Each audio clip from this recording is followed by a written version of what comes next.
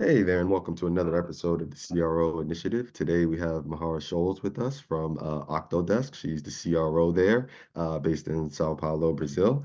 Mahara, how are you doing today? I'm great, thank you, and thank you for inviting me for this initiative of podcast. I think we do have to talk more about the subject. I'm really glad to be here. Thank you. Yes, yes, I'm certainly glad to have you. And I'd kind of like to start with just a little bit more about your background and what kind of brought you here to, well, brought you to the point that you are today. Well, that's a really tough question. My background starts when I was like 10 years old and Oh, started wow. working with my parents because I really wanted to. I actually negotiated my first like real job with payments and all the stuff that is required when I was 10 years old because I really was looking forward to start working. There you go. But besides that, so I started my graduation at business because I really wanted to. I don't know. Always enjoyed how businesses are run. I think because of my parents, my dad is a salesperson, my mom as well, and they started a business together. So I always wanted to understand how a company is run, and it was really a really good choice. And I always navigated between sales and marketing. Started with marketing internship, then I went to sales and started like selling like on the streets with a book beneath my arm like this. Just started like really not even cold calling, it's like cold facing. You just go and run into a business and say, hi, I'm Mahara, I'm here to sell you something. So it was really a great experience. And I went after that, I started, it was for a media company. So I'm talking about newspaper, television, and radio stations. So I was selling um, advertising basically. And then I ran into an opportunity to start working as a customer success person.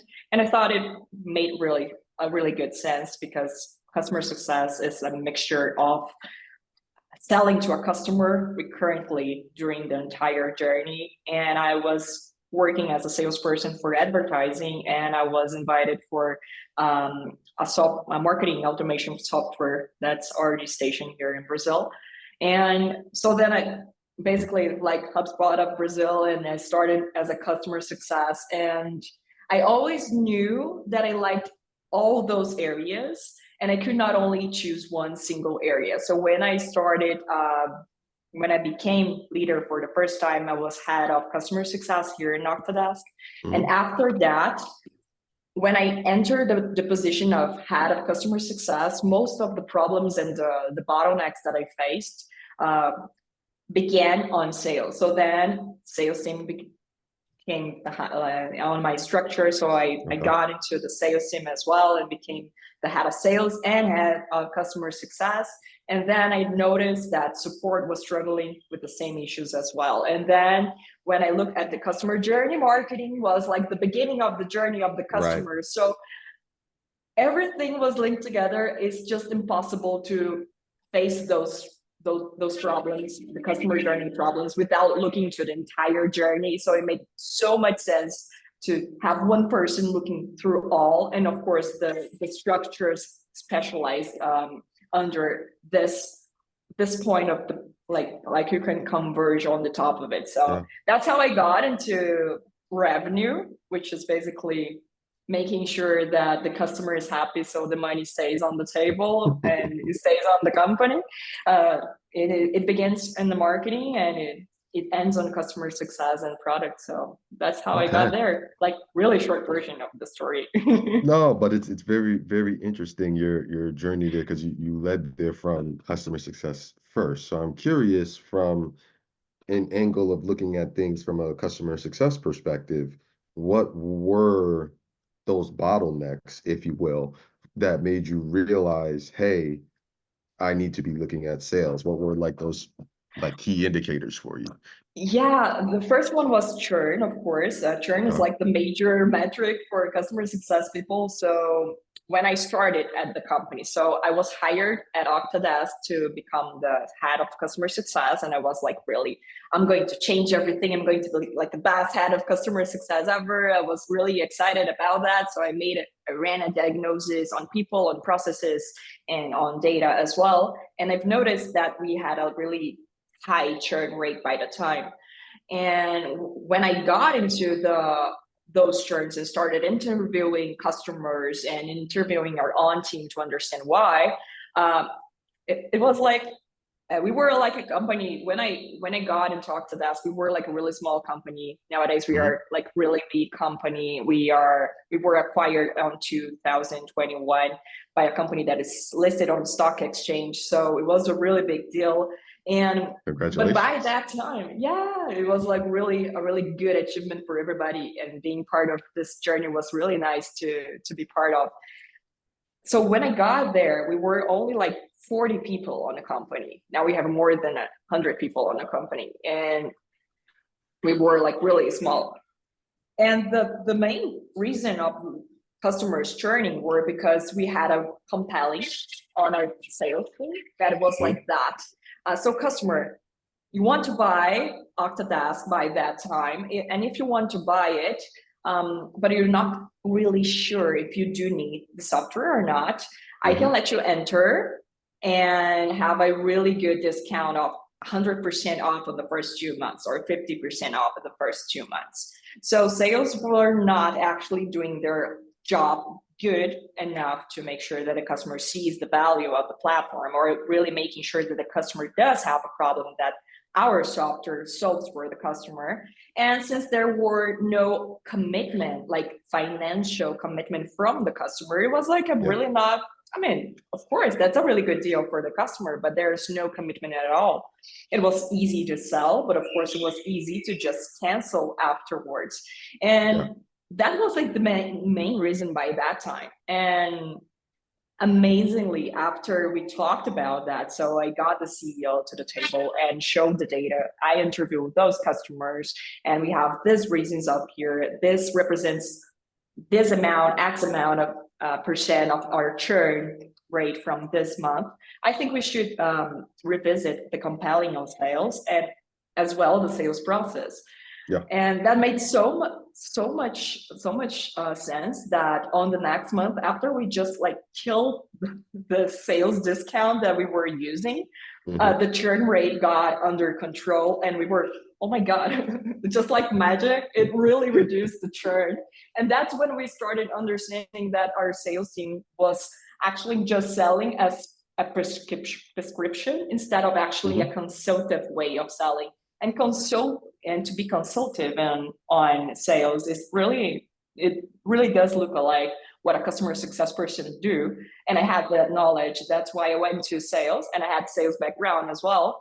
That's how I went to sales and started to teach our team how to make a company diagnose, how to understand their customer problems, so we can actually have a prescription of a solution and not just taking a request for a customer. Yeah, it makes a lot of sense. So basically what you guys were doing before is a freemium model, if you will, just to get people on board and to use everything, but there wasn't, I guess, a real solidified structure around it to get commitment. And so that then people were basically just using the platform for a limited period of time, got their use out of it, and then, left type of thing. Which makes a lot of sense. When you were talking about freemium models, you do have like a high churn rate or cancellation rate, and that's part of a business. But then you have to have communications and structures and a product that is going to be planned that way, actually. So exactly, a whole different strategy and a very robust retention strategy, so that the people who, while they're on their trial period for whatever it is, there's a step-by-step process that's going to ideally create that scenario so that at the end of their trial, they're going to continue on as customers. So no, that makes a ton of sense. And you mentioned turning the sale into more of a consultative sale, which I would imagine potentially made the sales cycle a little bit longer in terms of time from first contact to close, but probably increased obviously the retention rate and so on and so forth. And so I'm curious, by you turning the process to a consultative approach, it's one thing to say, okay, hey, this is the approach we have to take, and then it's another thing to now execute Yes. on that change and create all the different stages of the life cycle of a prospect, and whether it's nurturing campaigns or what's going to be the thing that's going to get them from step one to step two to step three. So I'm wondering, while you're kind of drawing out this process, what did you find kind of worked to change everyone's mindset from now transactional to consultative and make it work? Yeah, it's not, I mean, to change all the way to the perfect state Sure. of sales value while in a place where you really do have like the run the best diagnosis of a company or something like that. It's really hard to do, and it's not done overnight Sure. because you have to teach a lot of things for your team. So the first thing that really helped was putting everybody on the same boat and understanding that.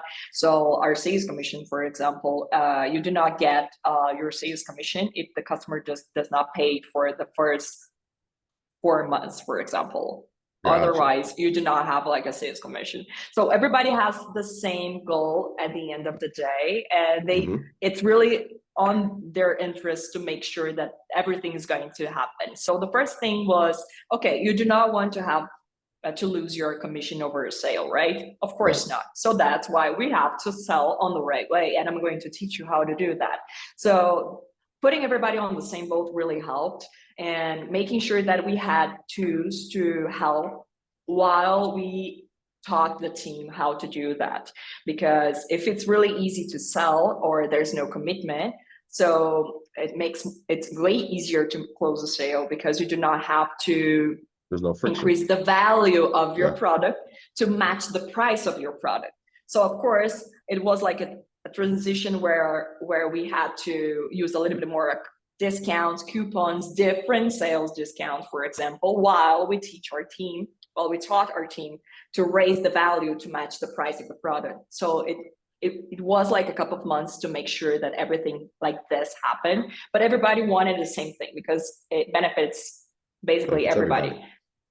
So that's one thing that we did. And then afterwards, after we started like this foundation, we hired a sales consultation company to help us to bring a sales playbook with Okay. customer success as well. And then we make like boot camp, sales boot camp, train everybody to make sure that we could like go to the next level of selling expertise, for example. Okay. No, that makes perfect sense. You brought in the help where you could use the help, but you put in the foundation so that now the help is more so sprinkling in details versus going outside for the whole pie, if you will. And then you Yeah. mentioned in your background that from doing that, then you realized, oh, hey, marketing is the initial customer journey. So I imagine what that means is, okay, you fix the sales process, but then now because there's a longer sales cycle, you need more leads coming in the door, I would imagine, to fill your sales reps calendars and so on and so forth. And so now from a marketing angle, I would imagine there's many different channels that you can use, whether it's, cold email, paid ads, organic content, if you will, on your social Yes. pages. And I'm wondering, I guess for you guys, what did you kind of find was the channel or channels that kind of worked best for bringing in those new clients?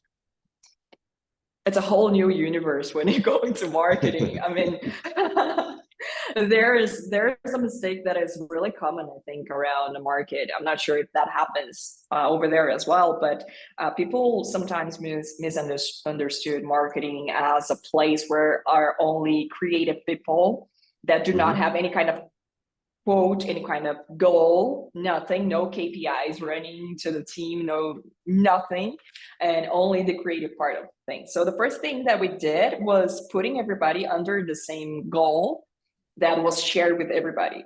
Because Okay. at the end of the day, if marketing reaches the X amount of leads to sales and sales does not reach their quota, nobody wins. Right. Nobody wins. So I cannot celebrate on marketing team if we've reached our goal, if sales does not close the deal and reach their goal as well.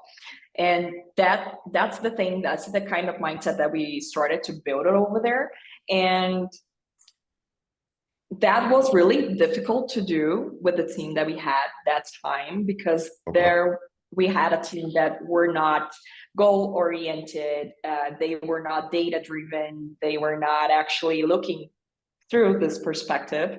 And when we started to have the same kind of a culture that you have on sales and customer success, let's close this deal. We are now in the middle of the week, and we're over here like cheering and celebrating each deal that we closed today because it's end of a quarter that we were talking. And marketing didn't celebrate anything by that time. What I'm going to celebrate, I mean, that's a really nice free, I don't know, advertising, look how beautiful it is. But actually, it does not, I do not care if it's beautiful, if it does not bring results. So that's the mindset that was really tough to change by that time. And we had to make some team changes, like people changes. So some people adapted and they are still with us and love to work this way nowadays. And some people haven't. And that's okay. That's another culture that we were trying to impress. But if you're talking about channels, we've tested a bunch of channels. It's really hard not to depend on paid media nowadays. That's really a struggle to find different channels. And we noticed that one really good bet that we have is to put our money also on brand. We do have a brand that is really like around the market. Everybody loves like the small octopus. It really caught like everybody's attention. And so we started to work a lot with brand and a lot with content. But to be really honest with you, partnerships and mainly paid media are still the main resources that we have to generate and create leads. So we do have like nurturing through content with marketing to end up like having hand raises for sales team, but it's still a struggle to change and create new channels that do not depend only on one. So that was the struggle by that time. I believe that we advanced a lot, but still we have some ground to run. No, and that makes sense. It's always a changing, revolving door, specifically with marketing, because trends change. And hey, today this works, and tomorrow the next thing works. I mean, I would certainly, if you haven't, potentially even take a look at using cold email as a supplement to your paid ad campaigns. Because I know, paid ads now are getting more expensive than what they've ever been before, and not as successful, if you will, just by the nature of kind of how those are working currently. And with cold email, you can certainly, especially, it sounds like you guys have very much clearly defined your ICP and who your target is. And there certainly could be some value there in combination with those nurture emails to kind of reach, if anything else, maybe not like the key accounts, but all those other organizations that aren't necessarily going to respond to an ad or something like that, or maybe aren't involved in those other organizations that you're partners with, just to get, even if it's an extra 3, 4, 5 meetings a week, per rep or something like that. That's, pretty sizable in the grand scheme of things, for sure. Yeah. You said I could ask questions as well. Sure. How would you say like it's a really great start to doing that? I mean, we've tried in the past, but we've changed a lot. We grew. We started as one product company. Now we are a multi-product company. We sell to any kind of industry, so it brings up a little bit of complexity when on the marketing perspective, and 100%, or what kind of industry I'm going to start. I can sell to anybody. We look a lot to Monday.com. I believe you do know those guys. Really the CRM. Huge. The CRM. They're a really huge software company. They sell to churches, to I don't know, advocacy to software companies and to retail. They can sell to everybody their platform. And we kind of look like those guys. We can sell to any kind of industry. So it's a really tough thing to position your brand and to position your product when you can say it. You can basically sell to any company. So how would you start like doing a test when you have this kind of perspective, or That kind of product. what is your experience on this ground? Yeah, what I would do is I would take all your, I would imagine, generic marketing, because you're reaching out to so many different industries. Your marketing, your messaging is somewhat generic to kind of fit everybody's use case. I would look at your subcategories of clients and say, hey, maybe first tackle who's like the largest subset of people that tend to work with us from an industry perspective. Then with the cold email, specifically with cold email, instead of pitching the product. So I guess I'll give you a little backstory. At least here in the States, what we found has worked. Previously, with cold email, you'd be able to, like, let's say I'm working from Google. Hey, my name is Chris. I'm from Google. We help companies search for all the things that they need readily fast, or with their Google Analytics, whatever the case may be. Would you like to have a demo? Click here. And then, people would click it. What we found now is, instead of using the cold email to pitch your service, specifically in your case, because there's a multitude of things that you guys do, and if they don't need this, it's going to convolute the email. I would look at it at the clear ICP. So for example, if it's lawyers, let's say you guys have a bunch of law firms who use your CRM to manage their cases or whatever the case may be. I'd have a specific campaign going out to lawyers or owners of law firms. And in that email, instead of even talking about the CRM, I would maybe say something to the effect of, hey, we know lawyers are, having some difficulties keeping all their cases aligned in their system to make sure that everybody can see what to do, so on and so forth. So we've put together this white paper that explains some best practices on how to do so. Would it be okay if I sent this white paper over to you? Oh, P.S. Here's a quick little homework. So now you quickly summarize what the thought leadership is. And then now when the reader gets this email, oh, okay, yeah, they help with some stuff, whatever. Oh, that's what it's about. Oh, actually, I do need some help with that. Sure, send that over to me so I can check it out. Now then, within this marketing collateral, after you give them some, best practices or whatever at the bottom. Hey, we'd love to show you how we actually have been able to help 30 law firms with this problem with our solution, and so on and so forth. So you're using the cold email not so much to sell yourself or sell your product, but it's to sell your credibility and that you have an expertise in the problem that that they have. And It's then kind of a mixture of like a content strategy with cold email. correct. And then now you can tailor that for all the different, now granted, in your case, it's so many different industries. Yes. I'm not saying to have a campaign for every single industry. That might be a bit much, but you can target, hey, these are the few that tend to work. And then after a while, and I'm sure you guys are seeing this now, you guys will start to get more and more brand recognition that you won't even need to do all this, moving forward. And then you'll just get those people visiting the website. And I'm sure you guys have things on the website to capture leads and so on and so forth. But in terms of just cold email to kind of give it a jump start, I would look at it almost like, instead of a billboard for for who you are and what you do, it's a billboard for, hey, come check us out because we have some answers for you.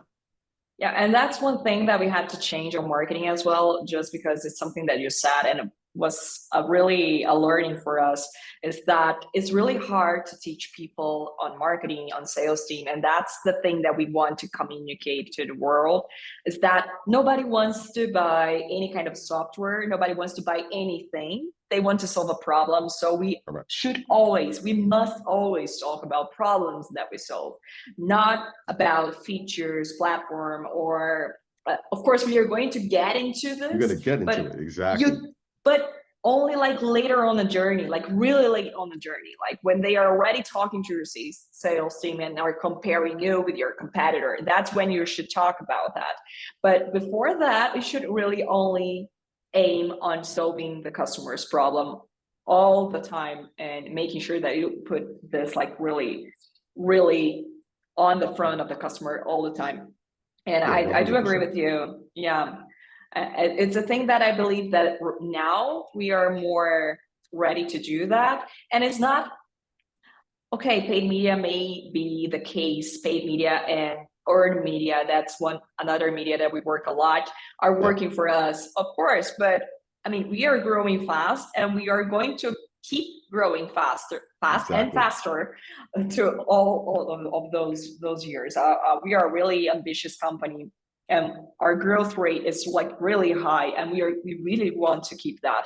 And so I believe that most of the companies do look over that. Nobody sets a goal like to be like less than it was like last year, for example. Exactly. Exactly. So you're just going to add like different revenue streams. So, okay, now I mastered this channel and I'm on the optimization cycle. I'm going to start a new one, build that up, scale this up until it reaches the optimization phase as well. And I'm just like piling up like different revenue streams. So, Yeah, 100%. And I mean that's one avenue.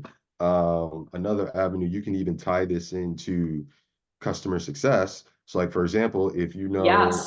with your customer success team, there's typical problems that your clients have with the tool and how to use it. You can create maybe little videos or little blog posts about those problems. Obviously, you give it to your clients free of charge, but then that can be a little separate entry level thing for new people who maybe don't have the funds to really get started right away. Hey, Yes. instead of using our platform, you can download this video tutorial on how to do blase blase blah.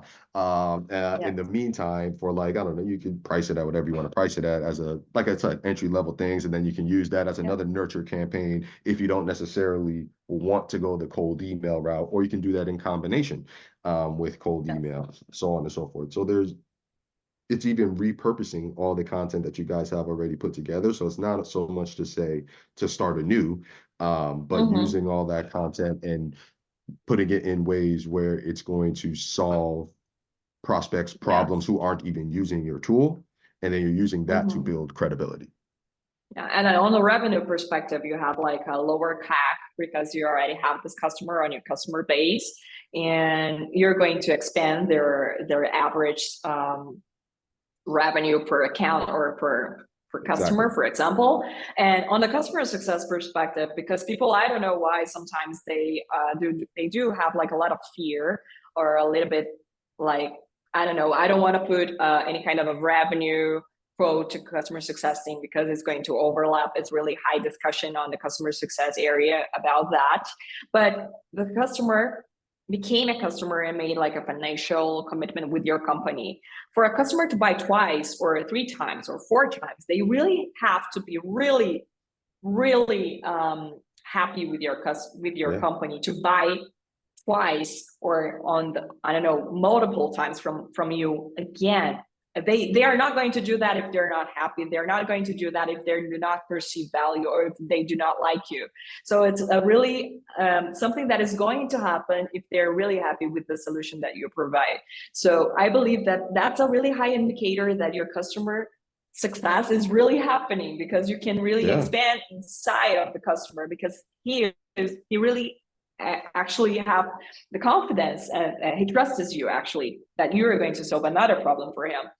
100%. And I would frame it to the team just like that. Like this will actually make your job easier because now if we're repurposing content, sharing it with our clients when they have problems, that's maybe 5 less customer complaints, 10 less customer complaints you're dealing with on a Yes. weekly basis.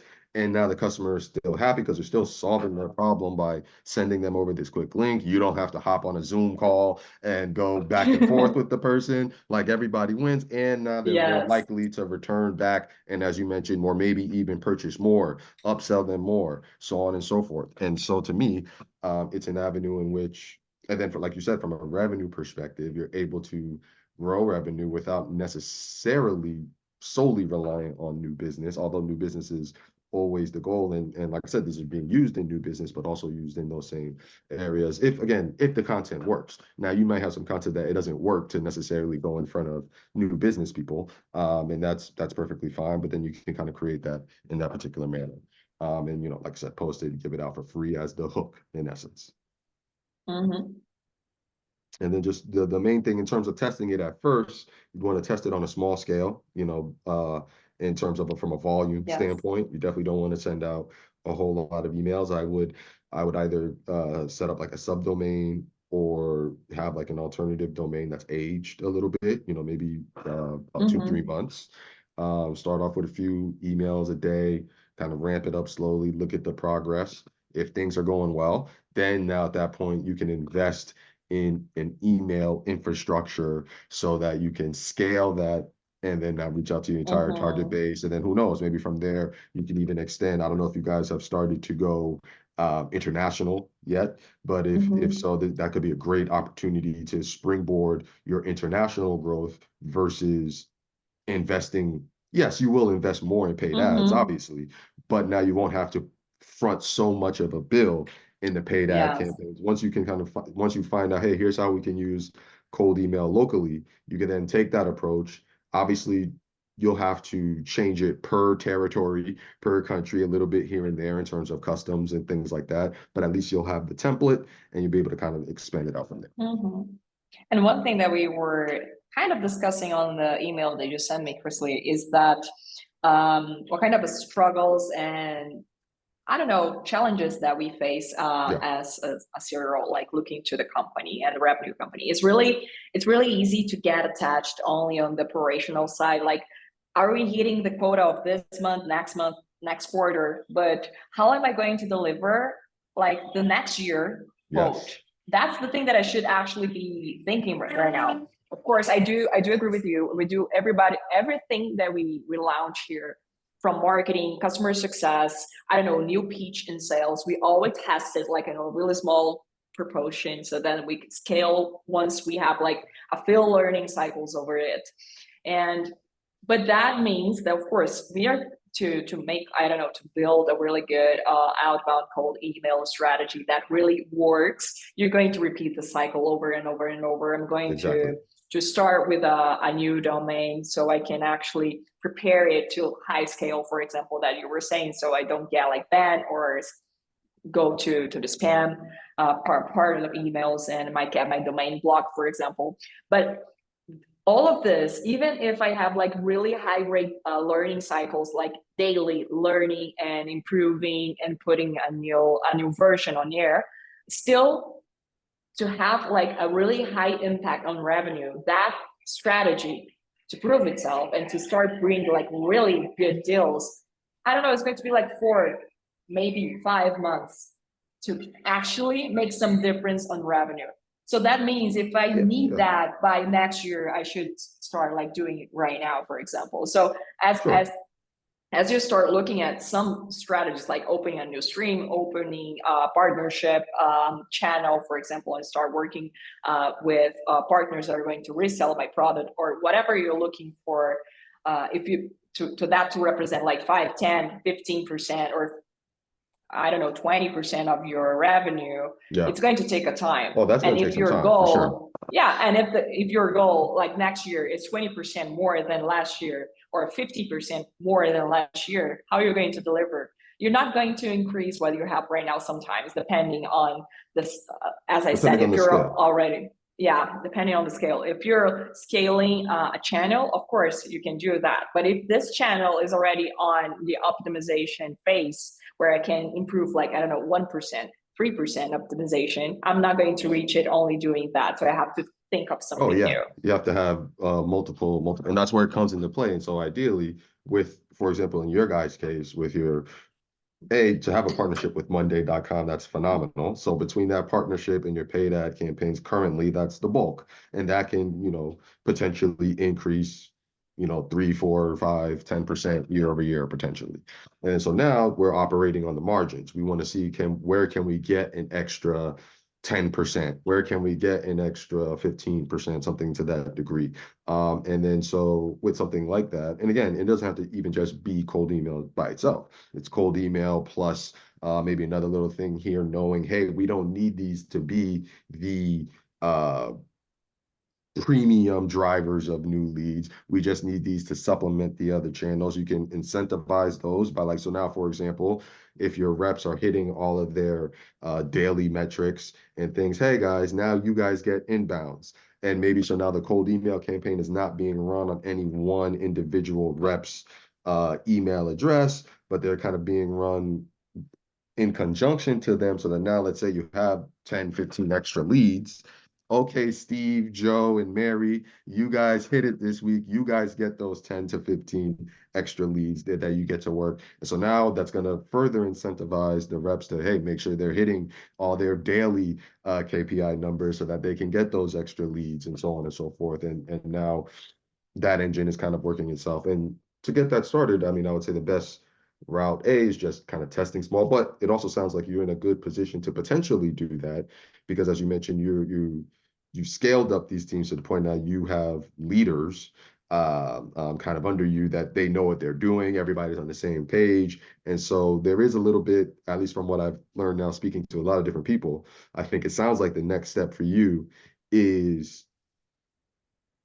and this might sound weird, but just run with me, is giving that full trust to let go a little bit, still overseeing everything, but let go a little bit so that you can focus on the experimentation to be like, okay, hey, can this work? Can this work? And now you can test maybe 2, 3, 4 different strategies to see, hey, which one of these 4 might be able to bring up an additional 10 to 15%, or maybe it's a combination, 2 of the 4 are able to do that. Okay, the other 2 didn't really work, so on and so forth. And maybe even take a couple key members to kind of work on that aside them while you know, hey, my customer success team, they know what they're doing. I'm still the boss, I'm still looking, but they know what they're doing. My sales team, they know, you know what I mean? And so it sounds like that's the next stage for you so that you can start to forecast really 3 years ahead, 5 years ahead, because you know the team, at least on the day-to-day stuff,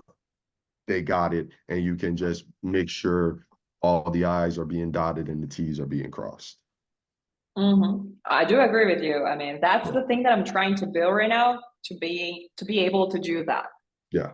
So, and you'll get there. You know, it's just a matter of time. And like you said, you find these growths on the margins, and you'll certainly be able to do so. And then even like you mentioned, partnerships, it could just mean, hey, maybe finding some additional partnerships. Like, hey, it's great to have a partnership with Monday. There's some value in talking with Pipe Drive, or I mean, there's so many CRMs out there. You know what I mean? In terms of having those partnerships, things like that, where you can have multiples of those. So now you have multiple partnership angles coming in, which it sounds like you guys already have. But you know, maybe even continuing there, you add a few more of those, so on and so forth, to help supplement everything else. And it sounds like you guys will be there sooner rather than later, for sure. Yeah, exactly. Sounds good to me. So, well, before I let you go today, because I know I don't want to keep you too long, because we could do this forever. Is there any? Let me ask you this: is there one thing that you think maybe all heads of revenues and CROs should probably take with today in terms of, hey, don't do this or do this, before we kind of head off today? Don't do or do. I think it could be on the same coin. I think it's the same thing depending on the side. One thing that I've been thinking a lot is one of the parts of the algorithm that I've read and learned on Elon Musk's biography that I just finished reading. And one thing that he said that got like really under his skin and gets him really annoyed, and when people do not have like the sense of urgency to deliver things. So whenever the operation is like lacking the sense of urgency to solve a problem, that's like a flag, like that immediately appears to him to go look to see what is actually happening. Because just like you said, of course, I'm going to trust my team, the managers, that they know what they're doing, but how am I able as a leader to understand that they are going to the wrong path, or they are going to fall over a cliff, or that's something that they might be overlooking and they shouldn't be overlooking. Yes. So I'm always like thinking about what kind of a trigger do I have to make sure that, oh, whoops, I have to go back to the operation because there's something that needs my attention over here.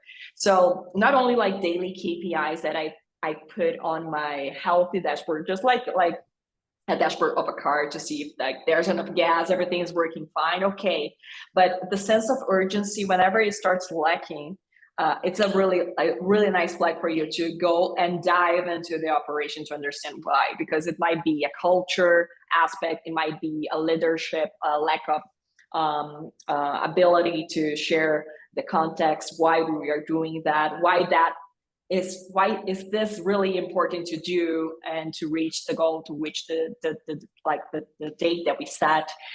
And so that's a trigger that I did not have yet, and now I do, and it really works. Whenever people are lacking the urgency to solve a problem, is because they do not understand that as the problem that they should be solving, or as urgent, or as or that it has like the impact that we see over the operation. So I like to put some flags that if that happens, I need to dive into the operation. If that happens, I need to make sure that I talk to 2-3 people of the team, not the managers, not the leadership, to make sure they understand the situation.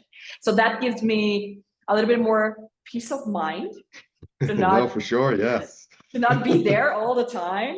And I also make these agreements with my leadership team that whenever that happens, I'm going to step in to understand what is happening, because probably we're going to the wrong path, or just a little bit of adjustment of the route. No, 100%. It's great that the team understands that and they're not necessarily threatened by that, because that's very key and very important.